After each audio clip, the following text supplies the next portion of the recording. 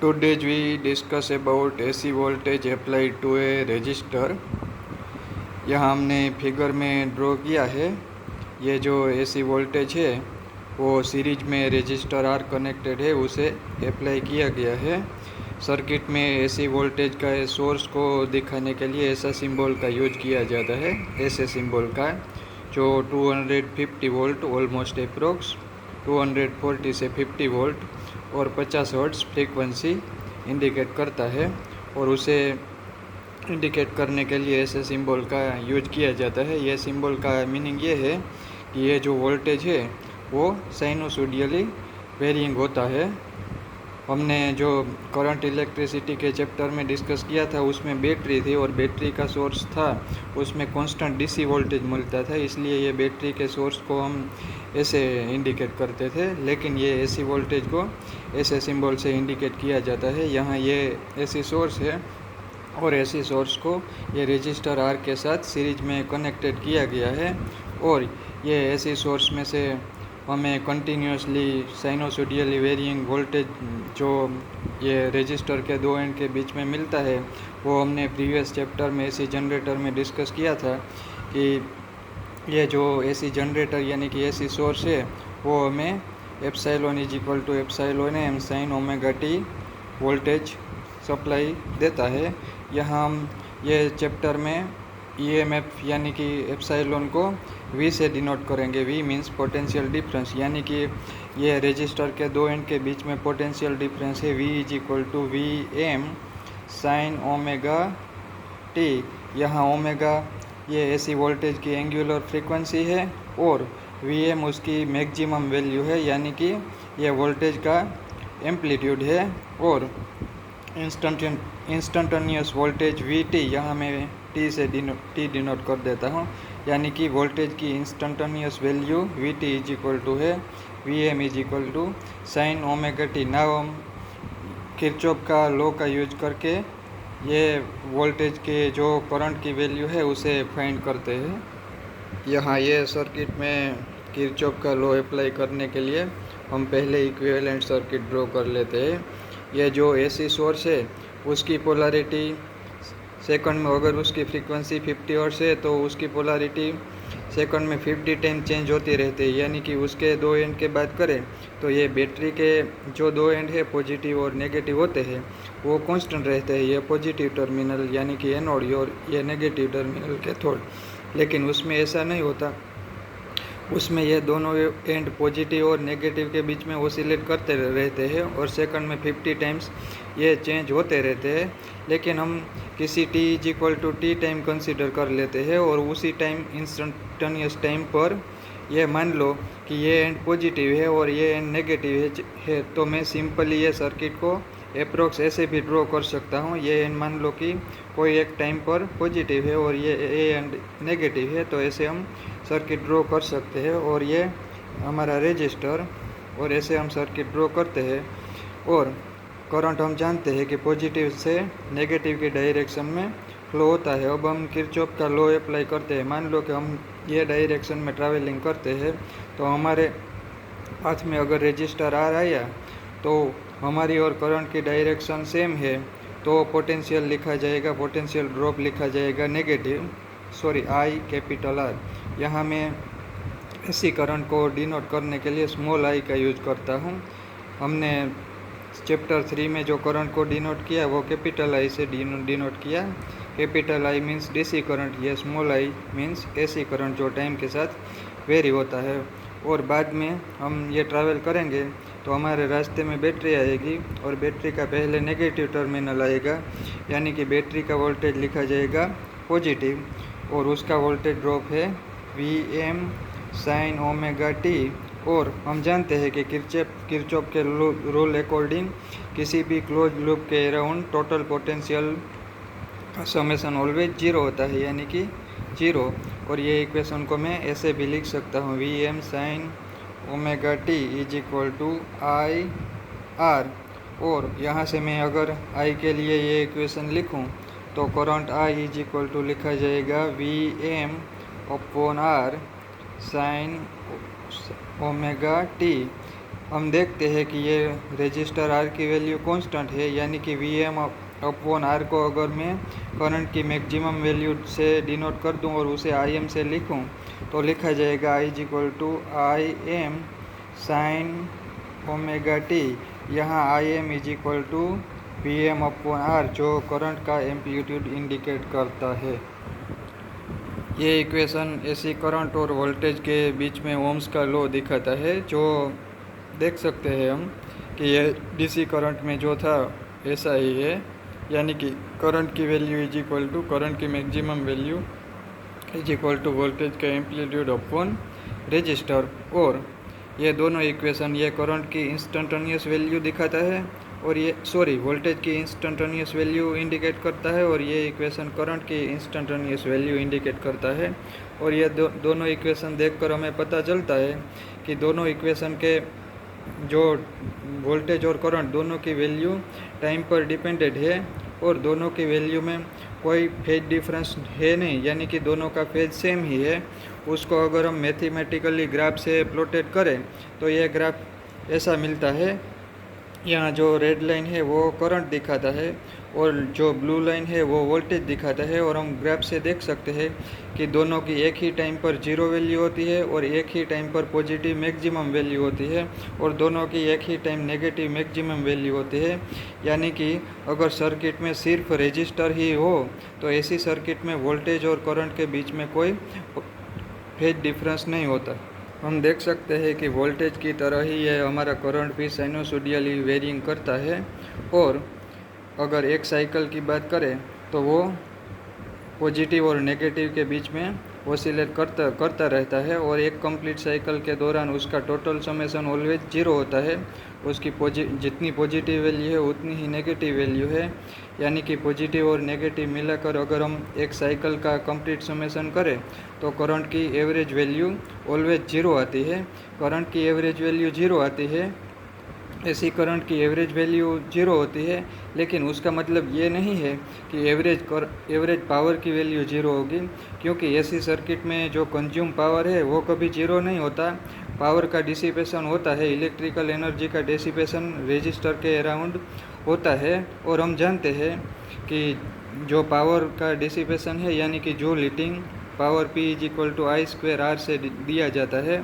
और हम यहाँ से देख सकते हैं कि यह करंट का स्क्वायर आ जाएगा, यानी कि करंट की वैल्यू नेगेटिव होगी, आई की वैल्यू नेगेटिव होगी या पॉजिटिव होगी, लेकिन आई स्क्वायर ऑलवेज पॉजिटिव आएगा, यानी कि सर्किट के अराउंड ये रजिस्टर के अराउंड पावर का डिसिपेशन होगा, क्योंकि पावर का डिसिपेशन आई पर नहीं डिपेंड करता। आई की वैल्यू इक्वली पॉजिटिव और नेगेटिव होती है, लेकिन आई स्क्वायर ऑलवेज पॉजिटिव होगा, इसलिए पावर डिसिपेशन होगा।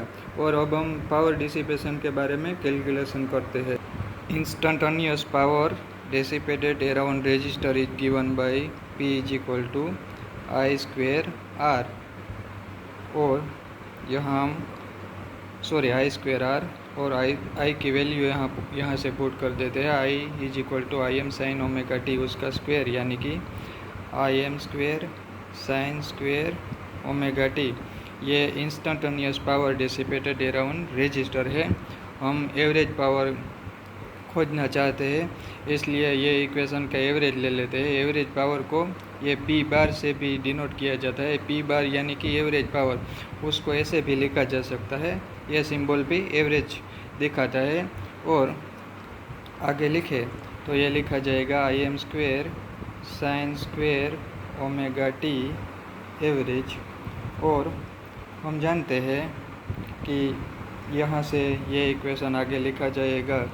यहाँ आई एम और आर की वैल्यू कांस्टेंट है, इसलिए उसको मैं एवरेज के बाहर लिख देता हूँ, यानी कि फाइनली ये इक्वेशन लिखा जाएगा आई एम स्क्वायर आर और ये साइन स्क्वायर ओमेगा टी की एवरेज वैल्यू।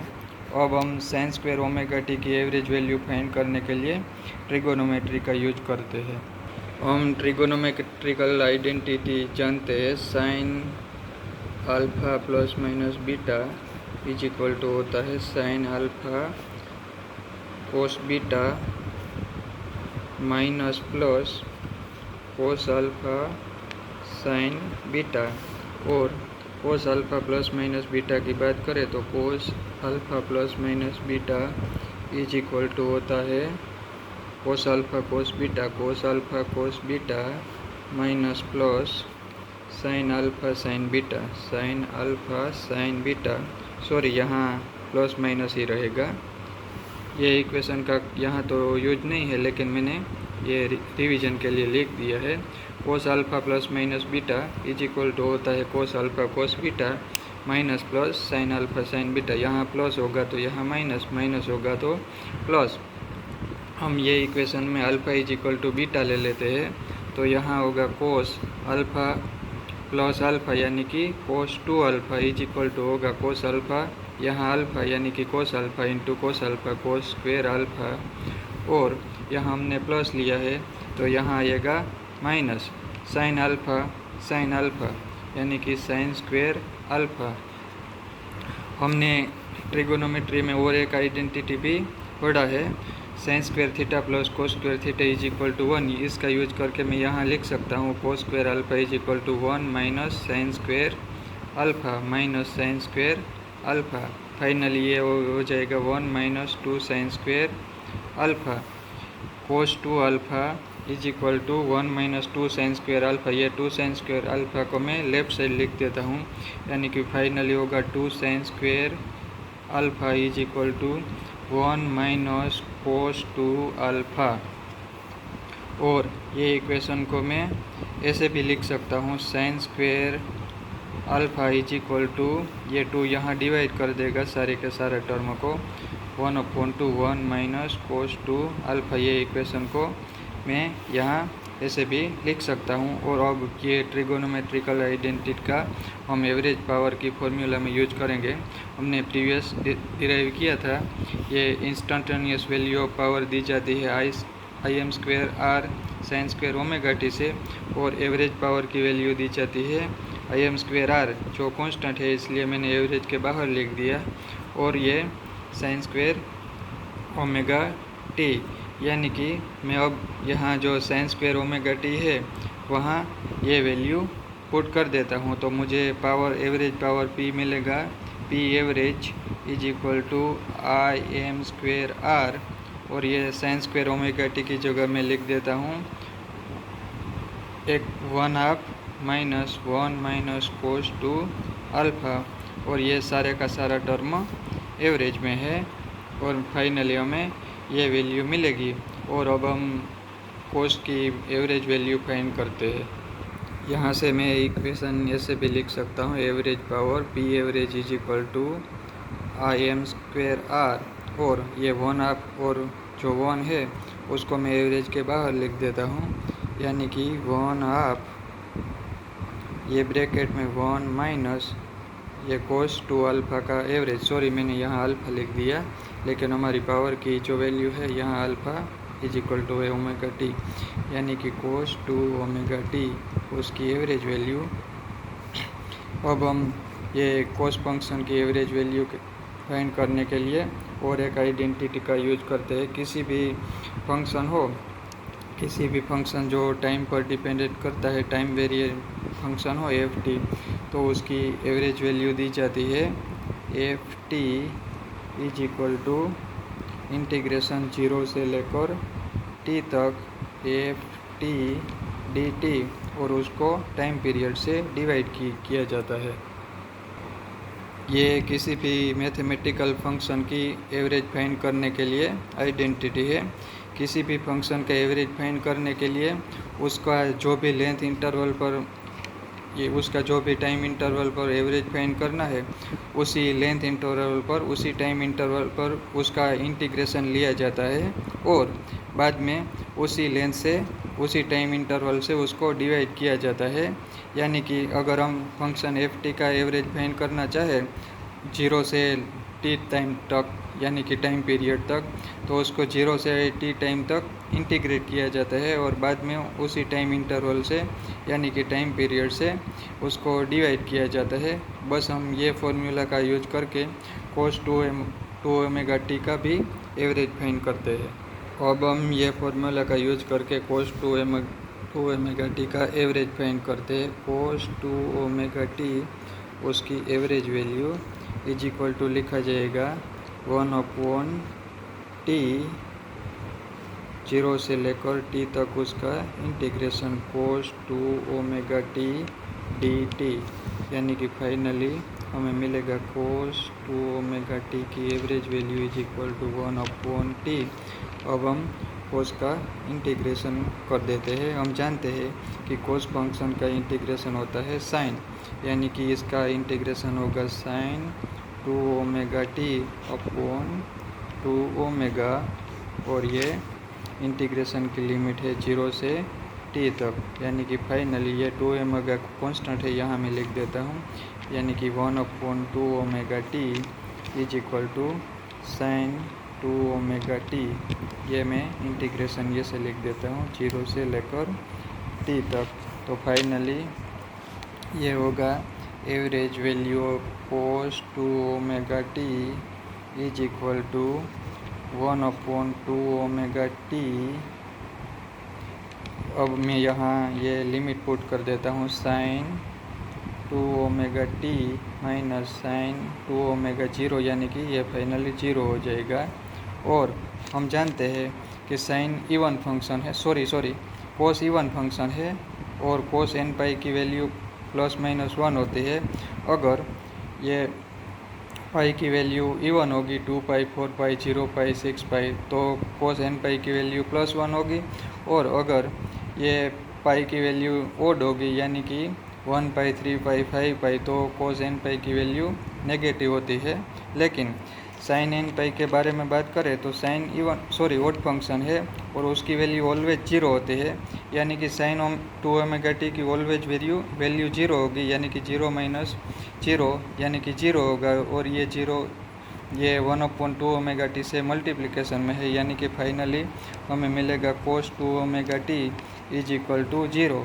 अब मैं ये वैल्यू एवरेज पावर में यहाँ मैं पुट कर देता हूँ, तो फाइनली हमें एवरेज पावर की वैल्यू मिलेगी P average is equal to IM square R 1/2 minus cos 2 omega t की एवरेज वैल्यू होती है 0, 1 माइनस 0 इज इक्वल टू होगा 1, और ये 1 इससे मल्टीप्लिकेशन में है, यानी कि एवरेज पावर हमें फाइनली मिलेगा 1/2। मैं आगे लिख देता हूँ IM स्क्वेयर R। फाइनली हमें एवरेज पावर पी एवरेज, उसको पी बार या तो ये से भी डिनोट कर सकते हैं, P average is equal to मिला 1/2 IM स्क्वेयर R। और यहाँ जो ये एवरेज पावर की जो वैल्यू है और ये करंट की वैल्यू है, उसको ये डीसी पावर की वैल्यू ऐसे लिखी जाती है P is equal to I square R। और ये डीसी पावर की वैल्यू की तरह ही उसे लिखने के लिए उसके RMS वैल्यू को डिफाइन किया जाता है, यानी कि RMS करंट या RMS वोल्टेज, यानी कि इफ़ेक्टिव वोल्टेज या इफ़ेक्टिव करंट। और आइए अब हम जानते हैं कि RMS वैल्यू कैसे लिखी जाती है। और RMS वैल्यू फाइंड करने के लिए उसका रूट मीन स्क्वायर किया जाता है, यानी कि करंट की बात करें, RMS means root mean squared value. पहले हम करंट की root mean square value define करते हैं और जानते हैं, उसको IRMS से लिखा जाता है। IRMS means I root mean square value, और उसको डीसी करंट की तरह सिंपली I से भी डिनोट किया जा सकता है। और उसके लिए क्वांटिटी को पहले स्क्वायर किया जाता है, यानी कि IM का स्क्वायर, बाद में उसका मीन यानी कि एवरेज लिया जाएगा, और बाद में उसका रूट लिया जाता है। यानी कि जो RMS वर्ड है वो वर्ड में ऐसे लिखा जाता है रूट मीन स्क्वायर RMS। लेकिन मैथमेटिकल ऑपरेशन की बात करें तो पहले क्वांटिटी का स्क्वायर किया जाता है, बाद में उसका मीन लिया जाता है यानी कि एवरेज वैल्यू, और बाद में उसका रूट किया जाता है। अब हम यहाँ एसी करंट के बारे में बात करें तो हम जानते हैं कि IM की वैल्यू है I square sine square omega t, ये वैल्यू है, ये IM का स्क्वायर होगा। बाद में एवरेज की बात करें तो IM स्क्वायर का एवरेज की बात करें तो ये I स्क्वायर तो एवरेज के बाहर आ जाएगा, और ये होगा साइन स्क्वेयर ओमेगा t। हम जानते हैं, हमने प्रीवियस ही डिफाइन किया कि साइन 2 ओमेगा टी का एवरेज ऑलवेज 0 होता है, लेकिन यहाँ है साइन स्क्वेयर ओमेगा टी। हम जानते हैं कि साइन की एक कंप्लीट साइकिल में इक्वली हाफ में पॉजिटिव और नेगेटिव वैल्यू होते हैं। साइन फंक्शन साइन हो या कोस, उसका ये इक्वल पॉजिटिव और नेगेटिव वैल्यू होती है, इसलिए उसका एवरेज 0 होगा। लेकिन अगर स्क्वायर की बात करें तो उसका एवरेज 1/2 होता है, क्योंकि स्क्वायर में ये जो नेगेटिव वैल्यू होती है वो पॉजिटिव हो जाती है, इसलिए साइन स्क्वायर थीटा का एवरेज ऑलवेज 1/2 होता है। यानी कि फाइनली हमें आई एम स्क्वायर की average value is equal to मिलेगा 1/2 आई स्क्वायर। अब मैं ये वैल्यू यहाँ लिख देता हूँ, तो फाइनली मुझे मिलेगा I R M S is equal to, मैं आई भी लिख सकता हूँ, is equal to under root, और ये आई एम स्क्वायर एवरेज की वैल्यू होगी 1/2 आई स्क्वायर। अब मैं फाइनली लिख सकता हूँ I R M S is equal to ये अंडर रूट और ये आई, यानी कि करंट की R M S effective value I R M S is equal to ये करंट की ऐसी वैल्यू अपॉन √2, और 1/√2 इज इक्वल टू होगा 0.707 आई, ऐसे भी मैं लिख सकता हूँ। यानी कि ये करंट की वैल्यू का जो 0.707 पार्ट है वो उसकी आरएमएस वैल्यू होता है। यहाँ मैंने आरएमएस वैल्यू को मैथमेटिकली एक्सप्लेन करने की कोशिश की है। अगर ये करंट की पीक वैल्यू ये है IM, या तो नेगेटिव पीक वैल्यू -IM, उसको अगर हम √2 से डिवाइड कर दें तो जो हमें वैल्यू मिलेगी वो RMS वैल्यू होगी। यानी कि I is equal to I R M S is equal to होता है उसकी पीक वैल्यू एम्पलीट्यूड अपॉन √2, यानी कि 0.707 IM। ऐसे ही हम वोल्टेज की RMS वैल्यू को भी डिफाइन कर सकते हैं, यानी कि V इज इक्वल टू उसको भी RMS से लिखा जाएगा, यानी कि VM अपॉन √2, यानी कि 0.707 VM। और उसका यूज करके हम एवरेज पावर भी लिख सकते हैं, P average is equal to, अब हम P एवरेज को कैपिटल P से डिनोट कर देते हैं, इज इक्वल टू हमें मिला है 1/2 IM स्क्वेयर R, यानी कि हम इसके इक्वल लिख सकते हैं। अगर हम IM की जगह लिख दें, ये IM की जगह हम लिख सकते हैं √2 I, यानी कि IM square is equal to होगा 2R, यानी कि ये 1/2 कैंसिल हो जाएगा, यानी कि फाइनली हमें लिख सकते हैं I स्क्वेयर R, यानी कि यहाँ I जो है वो करंट की RMS वैल्यू है।